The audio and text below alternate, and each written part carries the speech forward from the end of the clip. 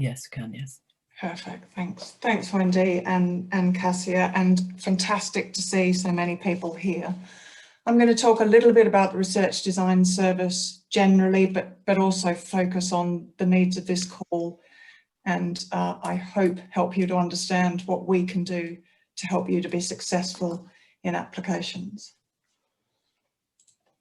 I'll just try and get my slides to move on. There we go. So for those of you, people might not be familiar with the Research Design Service. We are 10 regions. We deliver that right across England. And our aim is to support researchers applying for national peer-reviewed funding for applied health and social care research, and to increase the number and proportion of high quality applications. So it makes complete sense that we help you wherever possible to be successful in those applications. As Wendy said earlier, there are 3 regions represented here today. I'm Director of North East North Cumbria, Wendy of Yorkshire and Humber, and Catherine Gedling is Director of North West. Obviously other regions are available if that's where you've secured support before, and we can work with them as well as with you to enable that.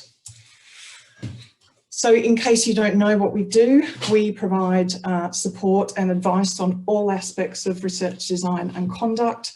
And we're here today because the predominance of our activity is around NIHR funding streams, and particularly today, we're talking about research for patient benefit and research for social care. So we help investigators formulate research questions, think through research design for all aspects, for experienced and inexperienced researchers, clinical and academic, social care, public health colleagues, and to support those applications for funding. Our teams comprise a huge range of expertise, right from statistics, health economics, right across med tech, translational research, acute mental health, social care, public health, which might be really very important here, and also systematic reviews, PPI, and other expertise is available where that's needed, depending on the nature of the research and the research question, the expertise needed. We can help you to access that. Patient and public involvement is fundamental. If we're talking about research for patient benefit, we need to talk about patients and the public, and that's been highlighted again in this call. We have access to patients and the public in terms of working with groups to review and inform the revision of applications, and also have opportunities to engage with, through our relationships with groups that are underserved in research, really good access to those groups, so important, and again highlighted by Cassia for this call. We help you then turn your research question into a research proposal and take you through, depending on what you need, all aspects of those things that are so important to success in applications. And it won't surprise you that impact is absolutely key now. That has been, it has to be the case that what we're doing can't be for research's sake. It has to demonstrate, as Cassia said earlier, clear benefit to patients and the public. We do more than design, so that trajectory round from that research question to round to the proposal. We think about appropriate funding sources. Of course, we've got that covered today. We know why you're here, assuming that you're in the right meeting. We can help you to build those teams. This, as Cassia said, is focused in the north of England, but other regions can be, other parts of the country can be represented through co-applicants and also through recruiting centres. As I've said, involving patients, carers and members of the public, we can help to refine plain English summaries, which are often the most difficult part of an application to get right. Thinking through the resources required. Cassie's talked about the limits of funding depending on the research question and the areas of focus. Getting that narrative right, telling that story so that the members of the panel can't not fund your proposal. We can think through regulatory issues as well, if that's relevant, and also signpost you to support beyond the team.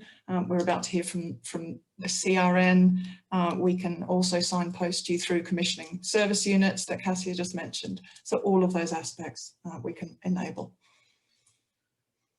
Why come to us? Why would you? Well, we've got established relationships with the funders. We work very closely, for example, with Cassia and with Ben from the RFPB program, and also with Sue Zeebland, who's the director. So we know what it takes. We know what their expectations are. Our advisors, all of us, are experienced researchers. We've done this ourselves, so we know what it takes. And we've got a track record in successfully supporting relevant here in IHR applications for RFPB and RFSC. Our advice and support is tailored to your needs. So once you come and talk to us, we can help to address the things that you need to in your proposal. As Wendy mentioned earlier, our advice is free of charge. We've been in meetings where people have been completely surprised that this comes for free. This is to enable high quality research across all aspects of applied health and social care research. What I would urge you to do is contact us as early as possible. Given the timelines of this call, if you haven't done so already, or if we haven't contacted you, please do so. Please get in touch. As Cassia has said, there are now 2 calls. The first launches 1st of June with an EOI on the 15th of June and a 22nd of June submission, and they are for applications up to 24 months. The second call, applications including up to 36 months. So you might want to think about the nature of your proposal and which of those would suit that better. But as I say, please do contact us as early as possible. I've included contact details for the 3 regions represented today, and also a link to other RDS regions, should that be helpful. If you are contacting us about this call, I would suggest, given the number of people here and the number of applications that we might advise and support, that you include mental health call in the subject heading of your email when you do get in touch, so that we can prioritise those, particularly those for the rapid call for this, this particular call. And that is all from me.